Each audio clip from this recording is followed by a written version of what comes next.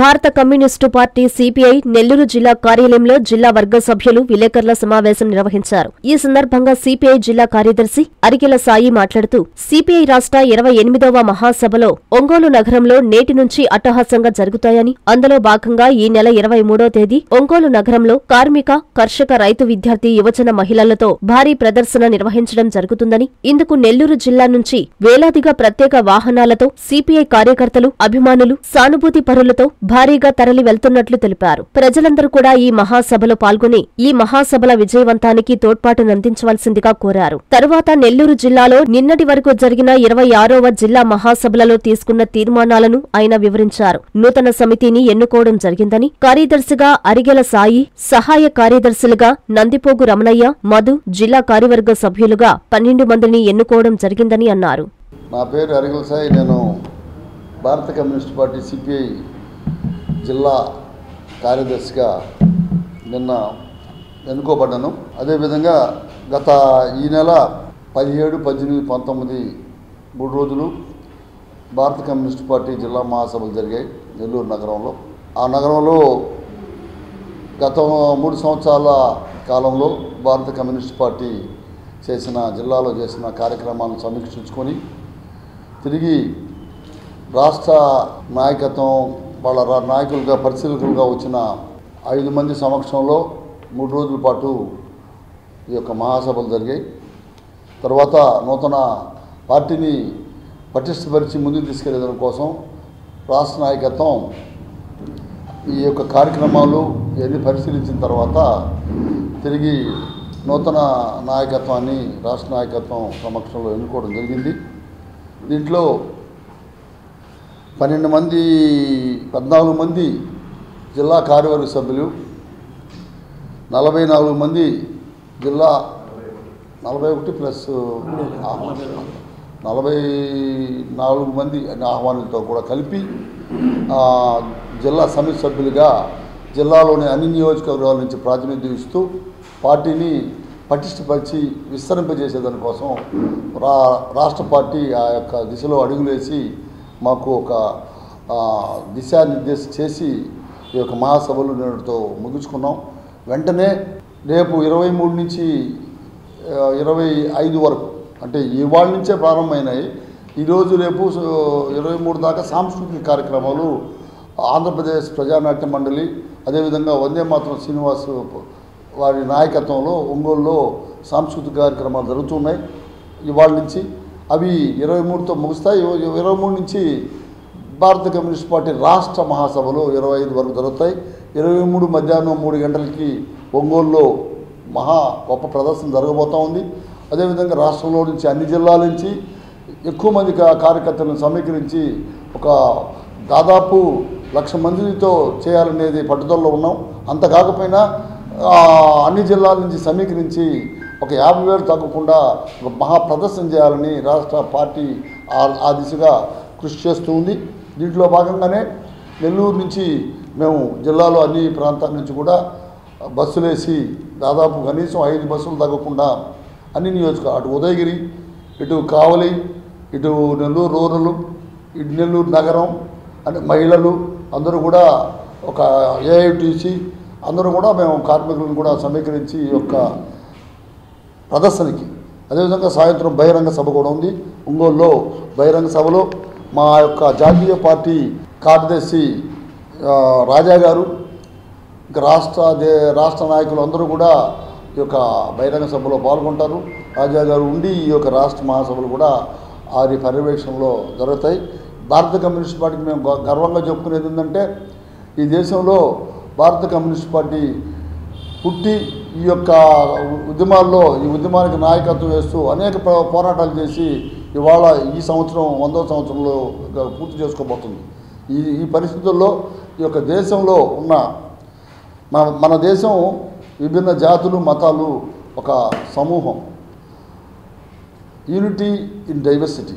అందరూ కూడా ఆ యొక్క నినాదంతో రాజ్యాంగం స్ఫూర్తితో ఇప్పటిదాకా పరిపాలన కొనసాగింది. అయితే 2014లో మోడీ అధికారంలోకి వచ్చిన తర్వాత ఈ యూనిటీ ఇన్ డైవర్సిటీ అనే దానికి ఆ భిన్నత్వంలో ఏకత్వం అనే దానికి ఒక తూట్లు పొడిచి దాన్ని ఈ భారతదేశంలో ఒక అనిశ్చిత వాతావరణాన్ని సృష్టించడానికి ప్రయత్నం చేస్తున్నాడు.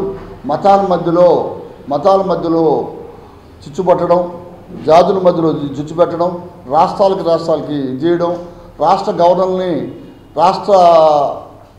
బీజేపీ ఇతర రాష్ట్రాల్లో ఉండే ప్రభుత్వాలకి ఇబ్బంది కలిగించడం గవర్నర్ల ద్వారా, ఇటువంటి విధంగా చేస్తూ న్యాయ వ్యవస్థలో జోక్యం చేసుకోవడం, అనేక అనిశ్చిత పరిస్థితులు కల్పిస్తూ దేశంలో అనైక్యత వాతావరణాన్ని సృష్టిస్తూ ఉన్నాడు మోడీ. అదేవిధంగా దేశంలో ప్రజాస్వామ్యానికి ప్రమాదం ఏర్పడింది.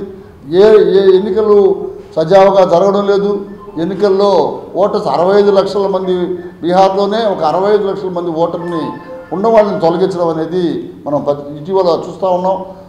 దేశ ప్రతిపక్ష నాయకుడు దొంగ ఓట్ల గురించి, మోడీ నియోజకవర్గంలో జరిగిన ఓట్ల దోపిడీ గురించి, అనేక రాష్ట్రాల్లో జరిగిన దోపిడీ గురించి ఆయన ఒక రీసెర్చ్ లాగా చేసి దాన్ని బయట పెడితే ఎలక్షన్ కమిషన్ నిస్సిగ్గుగా వాళ్ళు దానికి సమాధానం చెప్పకుండా తప్పించుకొని నువ్వు అఫిడవిట్ ఇస్తావా ఇదని చెప్పని తిరిగి ప్రతిపక్ష నాయకుడిని అడుగుతుందంటేనే ఈ యొక్క ఎంత ఎలక్షన్ కమిషన్ కూడా మోడీ చేతిలో కీలుబొమ్మ అయిందనేది మనకు అర్థమవుతుంది.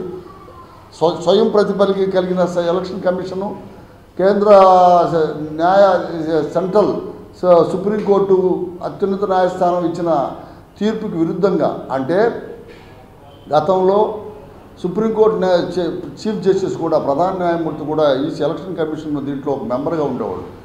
దాన్ని తొలగించి ఒక చట్టాన్ని మోడీ కొత్త చట్టం తీసుకొచ్చి ఇద్దరు, ఒక అపోజిషన్ లీడరు, ఇద్దరు వచ్చి కేంద్ర ప్రభుత్వం నుంచి అంటే అధికార పార్టీ నుంచి అంటే అక్కడ ఆ ఎలక్షన్ కమిషన్ నిర్ణయం చేసేదాన్ని ఆ టీంలో వాళ్ళు ఉంటే ఎక్కడ న్యాయం జరిగేది?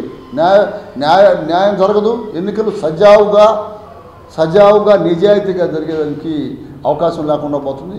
కాబట్టి ఇది దేశంలో ప్రజాస్వామ్యం ఉంది. ప్రపంచ దేశాల్లో అతి పెద్ద ప్రజాస్వామ్యం దేశంగా భారతదేశాన్ని అనుకుంటుంటారు.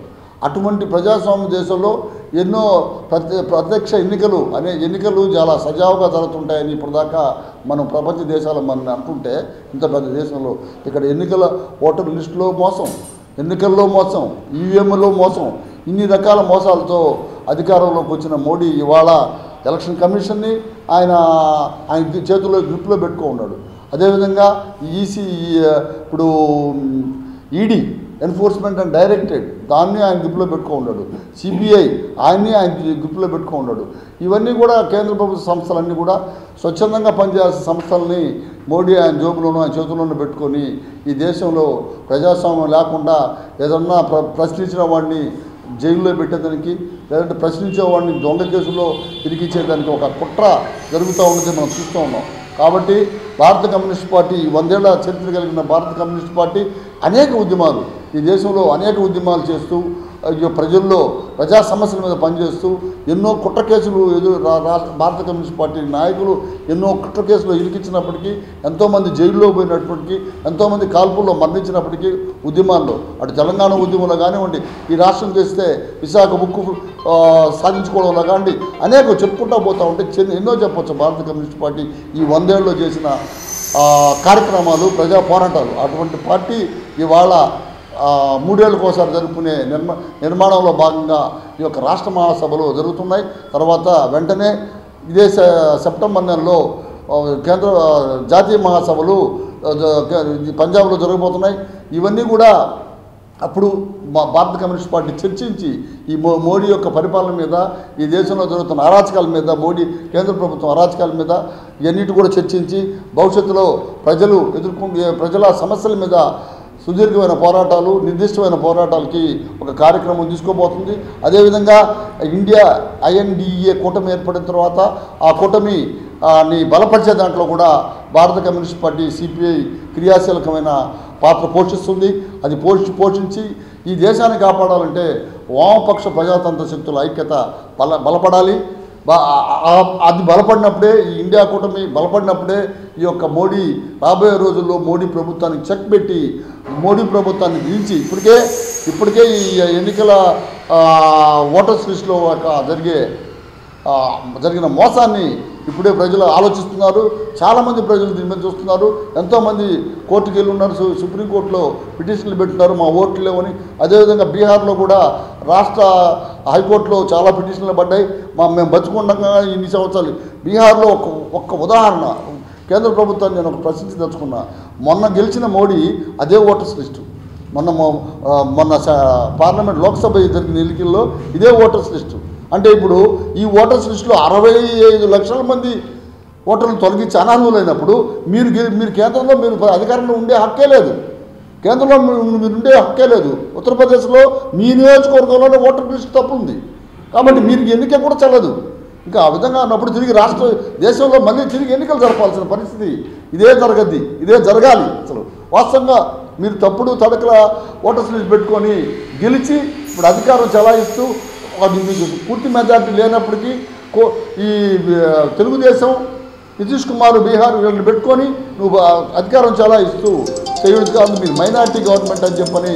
కాబట్టి మీరు ఖచ్చితంగా ఇది మోడీ అన్ని సంస్థలను చేతిలో పెట్టుకొని పరిపాలించడం ఇది అప్రజాస్వామికం. దీన్ని ఖచ్చితంగా భారత కమ్యూనిస్ట్ పార్టీ మిగతా ప్రజా సంఘాలు దేశంలో ఇండియా కూటమి మీద తరపున ఉమ్మడి రాష్ట్రపతి అభ్యర్థిని కూడా పెట్టబోతూ ఉన్నాయి. రాష్ట్రపతి అభ్యర్థి ఖచ్చితంగా మన తెలుగు మన రిటైర్డ్ చీఫ్ జస్టిస్ ఆయన సుదర్శన్ రెడ్డి ఆయన ఎందుకంటే మోడీ వేసే ఎత్తులు ఇప్పుడు ఇప్పుడు దాకా తమిళనాడులో ఒక గవర్నర్ని పెట్టి అతన్ని మోడీ ఏజెంట్గా పనిచేస్తూ రాష్ట్ర ప్రభుత్వం చేసిన ప్రజలకు అవసరమైన చట్టాలని తొక్కిపెట్టి చట్టాలకి రూపకల్పన లేకుండా చేస్తూ ఇవాళ మళ్ళా తిరిగి నేను కేంద్రంలో తమిళనాడు నుంచి ప్రాతినిధ్యం చేస్తున్నానని చెప్పిన ఉపరాష్ట్రపతిని ఒక ఆయన పెట్టి ఆ ఎత్తుగడేశాడు. దాన్ని దెబ్బ కొట్టడానికి మనం సుదర్శన్ రెడ్డి గారిని ఒక నిజాయితీపరుడైన జడ్జి గారిని ఉపరాష్ట్రపతిగా ఇండియా కూటమి అనౌన్స్ చేసింది. ఆయన రేపే నామినేషను వేస్తారు. కాబట్టి ఇక్కడి నుంచే పోరాటం స్టార్ట్ చేస్తున్నారు ఇండియా కూటమి. కాబట్టి భారతదేశంలో ఈ మోడీ చేస్తున్న అక్రమ పరిపాలన 2 కోట్ల ఉద్యోగాలు తొంగలో దొక్కారు. విదేశాల నుంచి నల్లధనం తేవాలంటే బీజేపీ వాళ్ళే దాంట్లో ఉండరు. స్విస్ బ్యాంకులో అకౌంట్లన్నీ బీజేపీ వాళ్ళే, లేకపోతే ధైర్యంగా తీసుకురావచ్చు కదా. అది తేలా ఏ ఎన్నిక 2014 నుంచి మోడీ ఇచ్చిన ఎన్నికల ప్రణాళికలో ఆయన చెప్పిన వాగ్దానాలు ఏవి కూడా నెరవేర్చకపోగా ఈ దేశంలో ఇంతకాలం ప్రజల కార్మికులు వాళ్ళ శ్రమశక్తితో చేసిన అనేక ప్రభుత్వ రంగ సంస్థలని కార్మికులు వాళ్ళ శ్రమశక్తితో చేసిన అనేక ప్రభుత్వ రంగ సంస్థలను అమ్మేస్తున్నారు.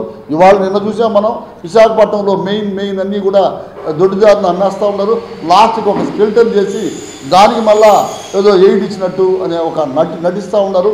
దీంట్లో పవన్ కళ్యాణ్ నేను అడిగేది ఏంటంటే మీ మీడియా మిత్రుల ద్వారా పవన్ కళ్యాణ్ ఈ విశాఖపట్నాన్ని నేను కాపాడుతాను, అది ప్రైవేటైజ్ చేయకుండా కాపాడుతానని చెప్పిన వారు ఆయన ఇప్పటిదాకా దాని మీద నోరు మెదపడం లేదు, ధైర్యం లేదు, మోడీకి వ్యతిరేకంగా మాట్లాడే ధైర్యం లేదు.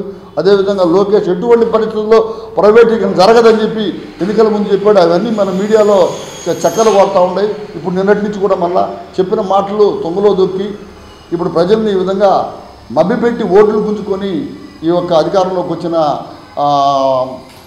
ఈ కూటమి ప్రభుత్వం ప్రజలకు సమాధానం చెప్పాలా.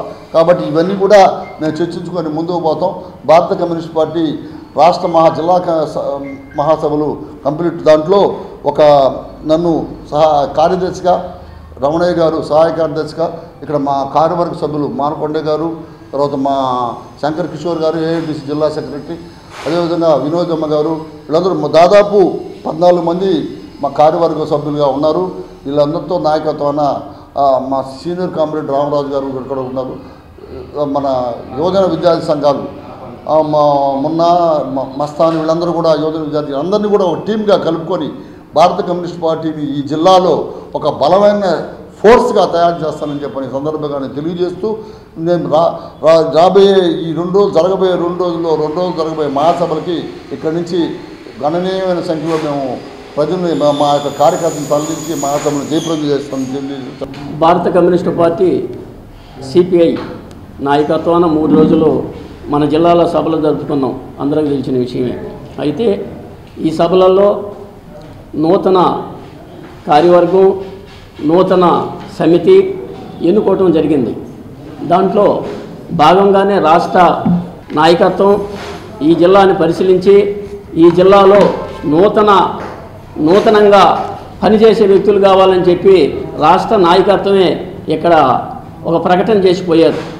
ఈ ప్రకటనకి ఎవరైతే ప్రజలలో పనిచేస్తున్నారో వాళ్ళని గుర్తించి వాళ్ళని ఎవరైతే పనిచేసే వాళ్ళకి కొంచెం ఇంట్రెస్ట్ కల్పించాలా, వాళ్ళని ఒక పరిస్థితుల్లోకి తీసుకురావాలన్న దాంట్లో భాగంగానే రాష్ట్ర నాయకత్వం సరైన పరిస్థితిని ఏర్పాటు చేసి ఇక్కడ నూతన కమిటీని ఏర్పాటు చేయడం జరిగింది. అందులో భాగంగా ఈ జిల్లాలో జిల్లా నాయకత్వం, రాష్ట్ర నాయకత్వం ఎవరిని జిల్లా కార్యదర్శిగా ఎన్నుకున్నా వాళ్ళతో అండదండలుగా ఉండి ఈ ఆఫీసులో సమిష్టి భావజాలంతో, వ్యక్తి ధోరణితో వ్యతిరేకిస్తూ సమిష్టి భావజాలంతో ఉండి పనిచేస్తానని నాకు ఇచ్చిన ఈ సహాయ కార్యదర్శిగా నన్ను గుర్తించారంటే నేను అంతో ఇంతో ఎమ్మెల్యే పార్టీ నుంచి వచ్చాను. ఈ ఎమ్మెల్యే పార్టీ నుంచి మన రామరాజన్న కార్యదర్శిగా ఉన్నప్పుడు నేను ఈ పార్టీలోకి వచ్చాను. ఆ తర్వాత అంచెలంచెలుగా నేను వ్యవసాయ కార్మిక సంఘం, కోవూరు నియోజకవర్గం అన్నిట్లలో కూడా పనిచేస్తా ఈరోజు మన పార్టీకి సహాయ కార్యదర్శిగా ఉన్నానంటే రాష్ట్ర నాయకత్వం నా శ్రమను గుర్తించిన దానికి వాళ్ళందరికీ నేను ధన్యవాదాలు తెలియజేసుకుంటున్నాను. మెడికవర్ క్యాన్సర్ ఇన్స్టిట్యూట్ మన నెల్లూరులో అత్యంత అనుభవజ్ఞులైన వైద్య నిపుణుల ఆధ్వర్యంలో అన్ని రకాల క్యాన్సర్ వైద్య సేవలు, అధునాతన పెట్ సిటీ స్కాన్ ద్వారా 5 నిమిషాల్లో క్యాన్సర్ నిర్ధారణ మరియు చికిత్స అందిస్తోంది. దక్షిణ భారతదేశపు మొట్టమొదటి హాల్సియన్ రేడియేషన్ థెరపీ మెషిన్ మరియు బోన్ మ్యారో ట్రాన్స్ప్లాంట్ అందుబాటులో కలదు. ఆరోగ్యశ్రీ మరియు ప్రభుత్వ అనుసంధాన ఉద్యోగులకు సిజిహెచ్ఎస్, ఈహెచ్ఎస్, ఆరోగ్య భద్రత, మరెన్నో బీమాలు మరియు నగదు రహిత చికిత్స అందిస్తోంది మీ నెల్లూరు మెడికవర్ క్యాన్సర్ ఇన్స్టిట్యూట్, చింతారెడ్డిపాళెం, నెల్లూరు.